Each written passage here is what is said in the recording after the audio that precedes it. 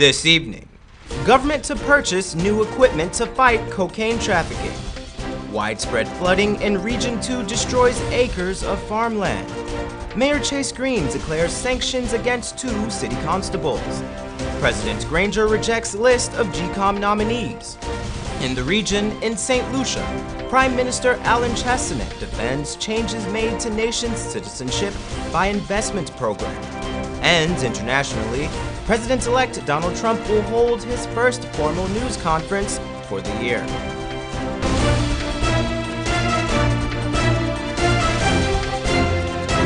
From Safe TV headquarters in South Rivalt Gardens, this is Safe TV Headline News with George Gonzalez. Headline News is now being streamed live on our YouTube channel, as well as our website, safetvguyana.com. Join us. Government to spend over $34 million to purchase industrial container scanners for the GRA. Andrew Weeks reports that Minister of State Joseph Harmon said containers coming in and going out of the country end up in other nations with products like cocaine, thus labeling Guyana as a drug transshipment point. The scanners, according to Minister Harmon, are for the wharfs where goods and services are being imported and exported. In fact, you recognize that for the number of container traffic that we have in this country, that the scanners are critical. The $30 million, in my understanding, is part of a wider process of scanning containers that go in and out of this country. Goods and services, as well as equipment and products, the minister argued, may not be produced here, but end up in other ports, and because of the absence of scanners, allow for lawlessness to continue. And we have to really put a stopping to that. Every time you hear of a major bust, a large drug bust that actually came in containers, it is done in another country. But it would have passed through, in many cases, passed through Guyana. And we have to really take very serious steps to address our country's image. Our country's image as a drug transshipment point. We have to work assiduously to correct that. And so this is a part of that process of providing that facility to the Guyana Revenue Authority to help it in its work. The former PPC administration had purchased a scanner, and it is not clear if the scanner is still in operation. Minister Harmon was asked to comment on it as to whether the scanner to come is bigger than the one that was purchased by the former administration. The one that's not working, I'm not sure the one is not working, but I believe what had happened was that there was the facility for the use of the equipment, there was an issue there. Because of the size of it, because you require the containers to have what they call a turnaround for to go in and out of it, that always posed a problem.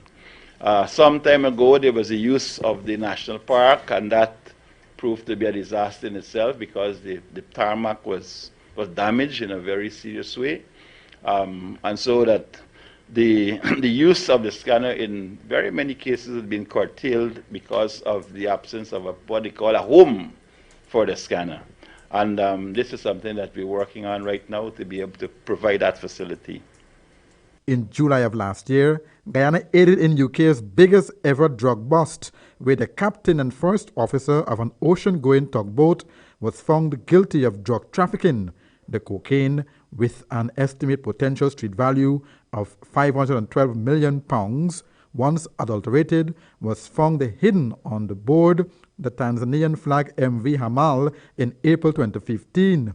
The ship had sailed from Tenerife on March 8, 2015 and traveled across the Atlantic, arriving in Georgetown, Guyana on March 21. It left 5 days later and significantly paused its journey for around 12 to 15 hours, around 2 days after leaving port. This is where the investigators believe the drugs were loaded on. The container scanners, when purchased by the APNU AFC government, is expected to prevent the importation and exportation of drugs from these shores. Andrew Weeks reporting for Channel 2 Headline News. Thanks, Andrew. Many acres of farmland located on the banks of the Pomeroon River in Region 2 are currently underwater. Poor drainage and excessive rainfall over the past several days has left the land under 6 to 8 inches of floodwater. Farmers living in both lower and upper Pomeroon were greatly affected by the flooding. As such, farmers have lost a large quantity of cash crops such as cucumbers, watermelons, bora, and pumpkins. Guyana Times reports that pumping is presently ongoing at the Dawa pump station. Meanwhile, on the Essequibo coastland, water is receding at a slow pace. Rice lands are currently under stress given the high accumulation of water. 8 pumps are currently in operation along the coast. The pump at Charity remains inoperable. Almost every village in Region 2 was flooded owing to the excessive rainfall and overtopping of the river. On Monday, the Georgetown City Council decided to suspend 2 female officers of the City Constabulary Department. Last September, Inspector Petal Bancroft and Constable Crystal Barton had a physical confrontation at City Hall in front of the City Council. Patricia Chase Green weighs in. Madam Mayor, give us an update on where we have gone on that incident with the constable and the senior officer in terms of the outcome. Are you still considering reviewing the matter, or are you going to be sending a stronger message to other constables? What are your thoughts on it? The matter cannot be reviewed. The council at the statutory meeting yesterday took a decision that the inspector be sent home for 7 days suspension without pay, and the junior rank be sent home for 2 days suspension without pay. It is unfortunate that senior officers behave in such a manner. In my opinion, the inspector should have exercised much more restraint. The report that was sent to us says that she gently touched the young lady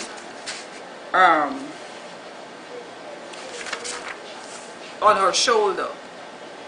If you are in a heated argument, why would you want to touch someone? Had it been a private citizen touched any officer or any junior rank while they're having a discussion, it would have been dealt with as an assault. It was an assault by a senior inspector on a junior rank, and we cannot tolerate that kind of behavior. While the Legal Affairs Committee would have had some discussion, and within the discussions they would have spoken about recommendations and internal trials and all of that, a direct recommendation did not come to the committee. Based on that, I've asked the council that we put the disciplinary action in place, because this matter has been going on since 26th of September. Had the chief constable wanted to do anything in the immediate, he had that time span. To come to yesterday's statutory meeting to tell me that the persons can be charged departmentally is unacceptable. You had that time span from September to now to do that. And knowing how they operate, it would have gone on for another 7-8 months without any end results. So I asked the council that we take a definite position, because 2017 we're going to deal with it. I said to the general public, if you have information on any officer or any constable doing anything that is illegal on the streets, bring it to me and I'll deal with it. And I couldn't yesterday have a matter to deal with and not deal with it in the proper manner. And so therefore I made a recommendation of which the council accepted by a majority vote. And so that is what is the recommendation, that the senior officer be sent home for 7 days without pay and the junior rank 2 days. And there's the other instance that the council would have asked, where a junior rank would have allegedly assaulted a private citizen in a matter. That matter was also placed with a recommendation that he be criminally charged for assault. And so those 2 matters were confirmed by the council yesterday. I am not going to play with any member of the constabulary, any member of this council doing stuff that is not in keeping with the council. You are wearing the council's uniform, you have to respect the uniform that you're wearing. You have to respect the organization that you work for. And so that strong message is going to go out throughout the year. We have to put a different image out there. Nobody respects us. And we have to bring back that you have to earn that respect. As the oldest police force in the country. As the oldest police force in the country, we are here before the national police. And we're regarded as a market consumers because of how we behave ourselves on the road, and we have to stop that. And so, yes, that decision stands. So there will be no other review on that matter. Coming up on Headline News after the break, Food and Drug Department rejects contaminated milk, and today's police blotter.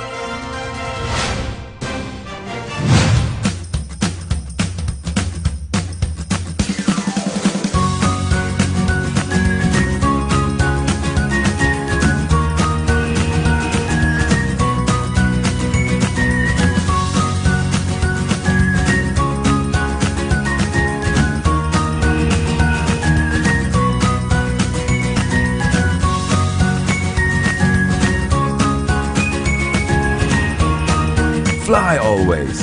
Always something new. Sometimes there's just too much information to keep up with when you're pregnant. What you should and should not eat, what kind of exercise is right for you, how to handle mood changes, even how to determine when it's time for delivery. Don't let your pregnancy be a burden. Watch The Baby Story on Safe TV Channel 2 every weekday from 9 a.m. to 10 a.m. Now you can know all you need to know from conception to delivery when you watch The Baby Story on Safe TV Channel 2. Need a ride around town and beyond? Look no further than Oasis Ride Taxi Service. With affordable prices and some of the best drivers in the business, we've been delivering prompt and reliable service to Guyana for over 16 years. We also offer tours, chauffeur service, and even car rentals. You can call us at 231-5554 or 225-5496. For deals, specials, and more information, find our page on Facebook. Oasis Ride Taxi Service. Let's go. Wayne Pressure Pumps out of the U.S. is the ideal solution for your water woes. At Sylvie's Variety Store, we bring you the top line of automatic pressure tank pumps ideal for building offices and residential homes. Just turn on the faucet and pressure at your fingertips. The Wayne collection includes pool pumps, well pumps, and utility submersible pumps. Parts and accessories available. Sylvie's Variety Store, bringing you the quality you deserve every time. Seems like people will try just about anything to lose weight these days. But nothing works better than proper dieting and exercise. So if you're guilty of eating the wrong foods, not finding time to exercise, or can't afford a gym, join Safe TV Channel 2 for Body and Spirit. Aerobics workout with Dick Nunez. Hello, I'm Dick Nunez. Welcome to Body and Spirit Aerobics. Weekday mornings from 7 a.m. to 7:30 a.m. Don't hesitate. Act now, because your greatest wealth is your health. This place is really hot. What's wrong with your AC? It's not working. Well, we wouldn't be able to continue this meeting anymore because this place is extremely hot. Wait, please don't go. Here's a company you can call to get your AC fixed. Action Cool. Honey, what's for dinner? I had a hard day. I'm sorry you had a hard day, but guess what, babes? I didn't cook today because the stove is not working. Having trouble at home or at the office? Then call the professionals at Action Cool. Our fully trained technical team have the skills and experience in repairs of all air-conditioned units, refrigerators, gas stoves, washing machines, and a whole lot more. For further information, visit us at 86 Hill and Princess Street, Mandela Avenue, Georgetown, or call us on telephone number 225-7867.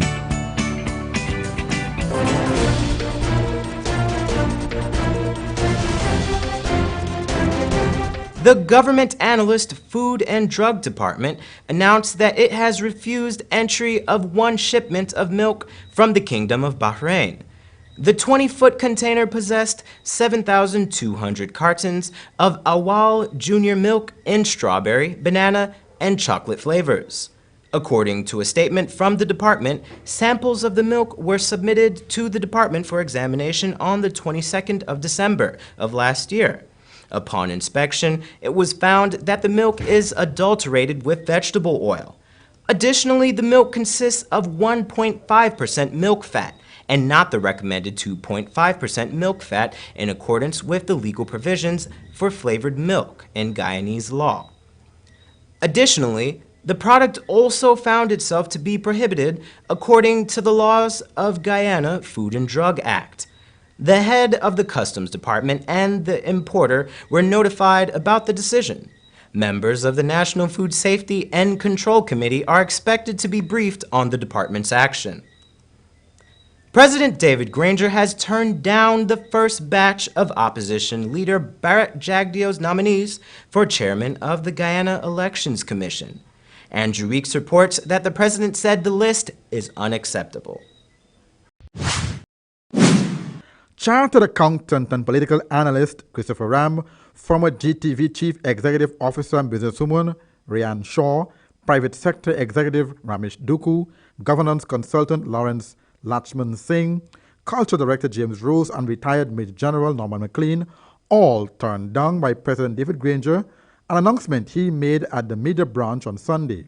The president made his reasons clear why he turned down the nominees. Let me read to you what Article 161 of the Constitution says. Subject to the provisions of paragraph 4, the chairman of the Elections Commission shall be a person who holds or who has held office as a judge of a court, having unlimited jurisdiction in civil and criminal matters in some part of the Commonwealth, or a court having jurisdiction in appeals from any such court, or who is qualified to be appointed as any such judge, or any other fit person to be appointed to by the President from a list of 6 persons, not unacceptable to the President, submitted by the leader of the opposition, after meaningful consultation with the non-governmental political organizations represented in the National Assembly, provided that if the leader of the opposition fails to submit a list as provided for, the President shall appoint person who holds or has held office as a judge of a court. In a statement from opposition MP and former Attorney General and Minister of Legal Affairs Anil Nandlall stated that the PAP believe President Granger is setting the stage to appoint someone of his choice to rig the 2020 elections, that the Constitution is silent on the submission of a second list. Many are asking why President Granger would prefer a judge when the Constitution says otherwise. Headline News spoke with constitutional attorney at law Zafir Hussain, who stated that the laws were amended to facilitate other persons beside a judge. Listen. No, I think they're wrong then. I'm sure about that. There was an amendment to that Constitution. Mm-hmm. So in other words, it doesn't have to be a judge alone. It could be anybody else. No, yeah, there's an amendment. That's why I recall fully when Do Not Sing was appointed and when what's the chairman name? Suraj Bali. Suraj Bali, yeah, both of them. Because I had checked it. I was contesting election those days. Why attorney at law Hussain did not have the amended section at hand? It is quite clear, he says, that that section was amended. General Secretary of the Guyana Trades Union Congress, Lincoln Lewis, who participated in the consultations with the opposition leader, was quoted in Demerara ways as saying that he observes that on appointment of chairman of GCOM, the Guyana Constitution, Article 161, never singularly stipulated that such should be a judge or eligible to be one. The president insisted that a judge is what he wants. 4 times in one article, they mention that word, judge. So the only thing about the list is that it comprises 6 names.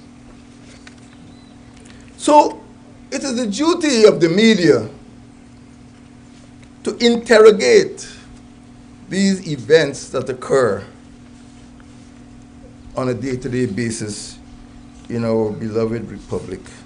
And this newscast has been doing just that since we started.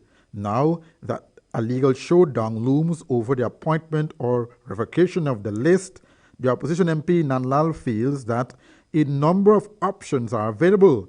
Among them would be a legal challenge because, in the view of the PPC, the law is clear. We'll keep you posted as this story develops. Thanks, Andrew. Now for today's Police Blotter. Last Saturday at about 1:20 p.m., ranks of the Police Narcotics Branch received information that there were 2 boxes located at a Sussex Street wharf waiting to be shipped to Port Kaituma. The 2 boxes were suspected of containing an illegal substance. The officers acted on the anonymous tip. The 2 boxes in question were found and searched. Over 13 kilograms of cannabis were discovered in the 2 boxes. 1 male is currently in custody assisting in the investigation. Also on Saturday, a man from Sierra Leone was arrested in Georgetown for purchasing an engagement ring with a suspected fake credit card. 38-year-old Samuel David was charged with illegal entry into Guyana. David of the Republic of Sierra Leone confessed that on December 22, 2016, he illegally entered Guyana by way of Lethem. The father of 2 is a Sierra Leone national, but moved to Brazil 15 years ago, where he operates his business. According to police prosecutor Inspector Neville Jeffers, on January 7, 2017, David attempted to purchase a ring at King's Jewelry World with a suspected forged credit card. As a result, police were alerted and arrested him in the store. The ranks upon checking David's passport found there was no record of him entering Guyana legally. During the investigation, the credit card was proven to be authentic. The defendant told the court that he lives near the Guyana border and would often travel from Brazil to Lethem to spend time with his Guyanese girlfriend. The man further explained that he is willing to pay his fine and also a plane ticket immediately back to Brazil. The chief magistrate fined David $30,000 or, in default, 4 weeks imprisonment, after which he will be immediately taken to the nearest port of exit for deportation. His passport, credit card, and Brazilian driver's license were seized and will be returned to him. But there is no word yet as to if the girlfriend is now aware of his intention to propose. Still ahead are regional and international news.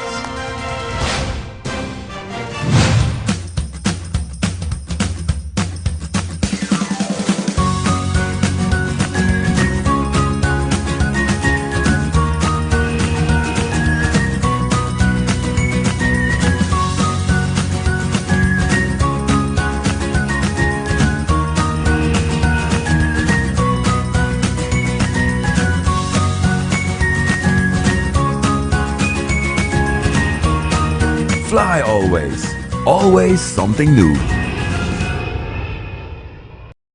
Sometimes there's just too much information to keep up with when you're pregnant. What you should and should not eat, what kind of exercise is right for you, how to handle mood changes, even how to determine when it's time for delivery. Don't let your pregnancy be a burden. Watch The Baby Story on Safe TV Channel 2 every weekday from 9 a.m. to 10 a.m. Now you can know all you need to know from conception to delivery when you watch The Baby Story on Safe TV Channel 2. Need a ride around town and beyond? Look no further than Oasis Ride Taxi Service. With affordable prices and some of the best drivers in the business, we've been delivering prompt and reliable service to Guyana for over 16 years. We also offer tours, chauffeur service, and even car rentals. You can call us at 231-5554 or 225-5496. For deals, specials, and more information, find our page on Facebook. Oasis Ride Taxi Service. Let's go. Seems like people will try just about anything to lose weight these days. But nothing works better than proper dieting and exercise.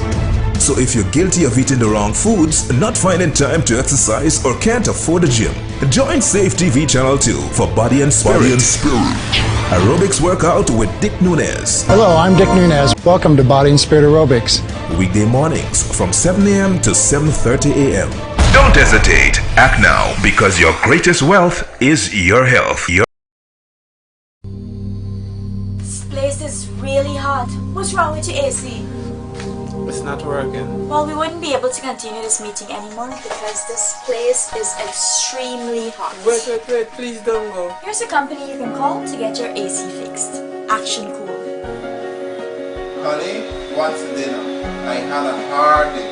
I'm sorry you have a hard day, but guess what, babes? I didn't cook today because the stove is not working. Having trouble at home or at the office? Then call the professionals at Action Cool. Our fully trained technical team have the skills and experience in repairs of all air-conditioned units, refrigerators, gas stoves, washing machines, and a whole lot more. For further information, visit us at 86 Hill and Princess Street, Mandela Avenue, Georgetown, or call us on telephone number 225-7867.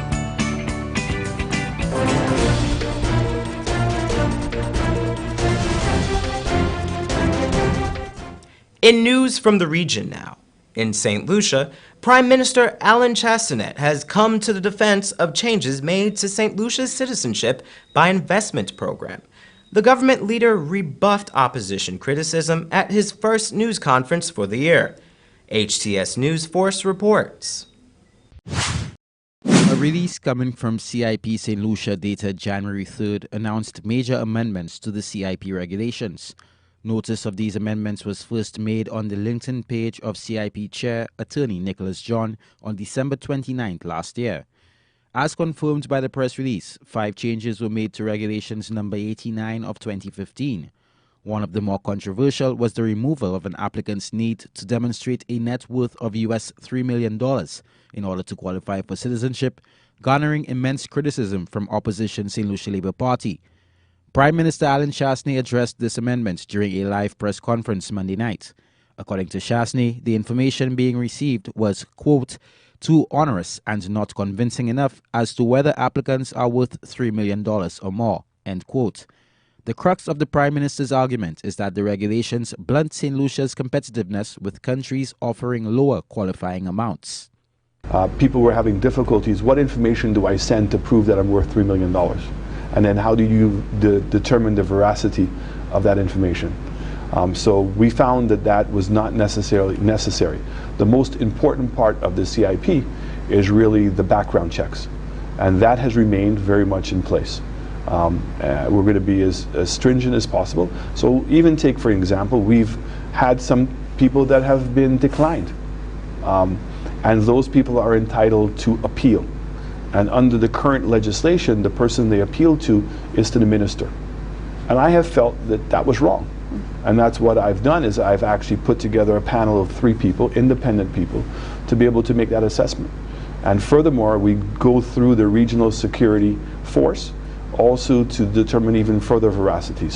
Prime Minister Chastanet adds that his government takes the issue of background checks and due diligence very seriously, which he says is paramount in the economic citizenship process. Other changes to the regulations include the removal of the requirements to travel to St. Lucia to take the oath of allegiance upon being granted citizenship. Successful applicants can now take the oath at an embassy or consulate office. The term, the bargain basement discount country of CIPs, has been bandied around by the critics on following the revelation of this next amendment, a contribution to the St. Lucia National Economic Fund starting at US $100,000. In other words, you can get a passport for about $270,000 EC dollars. We were selling at $200,000. Dominica was selling at $100,000. And I hear this idea that, well, we're selling ourselves cheap and we're selling ourselves and undermining our market value. But the fact is that when people are buying a citizenship program, they're buying it because it has a value. And it's unfortunately, and we don't want to like to hear that, but the value isn't necessarily the country. The value is what the access that the citizenship gives you. So how many visa-free places you can go to, and where I can go, and the ease of doing business, and some place that's innocuous. So for instance, there is a growing market right now of Americans who are interested in having a secondary passport because of terrorism. So when they're traveling abroad and they're in a hotel, they'd rather have another passport because they feel they're going to be not a target. And there's a lot of legitimate reasons why people want to have a secondary passport. Prime Minister Chastanet argues that it is imperative that St. Lucia distinguishes itself in a limited and competitive market. Miguel Favre, HTS News Force. And internationally, President-elect Donald Trump will hold his first formal news conference to address potential conflicts of interest that could surround his presidency. CNN reports. Trump and the Republican-controlled Congress moving full speed ahead with an ambitious agenda. Confirmation hearings begin tomorrow for some of the president-elect's key cabinet nominees, while the Senate is expected to hold a series of votes this week to begin repealing Obamacare, but details of replacing the outgoing president's signature law still remain unclear. It may take time to get all the elements of the replace in place. Trump will also finally answer questions on Wednesday when he holds his first press conference in nearly 6 months. The now declassified intelligence report on Russian hacks expected to be a major focus, but questions remain about whether Trump accepts the report's conclusions. He's not denying that entities in Russia were behind this particular hacking campaign. Hillary Clinton was viewed by a majority of Americans as unlikable. That has nothing to do with Moscow. Over the weekend, Trump tweeting, "Having a good relationship with Russia is a good thing, not a bad thing. Only stupid people or fools would think that it is bad. When I am president, Russia will respect us far more than they do now. And both countries will perhaps work together to solve some of the many great and pressing problems and issues of the world." For months, Trump has cast doubts about U.S. intelligence that Russia was trying to interfere with the election. It could be somebody else. Maybe there is no hacking. Could be Russia, but it could also be China. It could also be lots of other people. It also could be somebody sitting on their bed that weighs 400 pounds. Trump's skepticism dividing his own party. If after having been briefed by our intelligence leaders, Donald Trump is still unsure as to what the Russians did, that would be incredibly unnerving to me because the evidence is overwhelming. In a new interview, President Obama says he did not downplay the threat Vladimir Putin posed to the United States. I don't think I underestimated him. Vladimir Putin's not on our team. If we get to a point where people in this country feel more affinity with a leader who is an adversary and views the United States and our way of life as a threat to him, then we're going to have bigger problems than just cyber hacking. And that's Channel 2 Headline News for this Tuesday evening. As we take our leave, we invite you to find Channel 2 Headline News on Facebook, YouTube, and SafeTVGuyana.com. You can also tune in at 6:30 tomorrow morning for a rebroadcast, and Wednesday evening at 7 o'clock for more news. For now, I'm George Gonzalez, signing out from this newscast. Thank you for welcoming us into your home, and do have a blessed evening.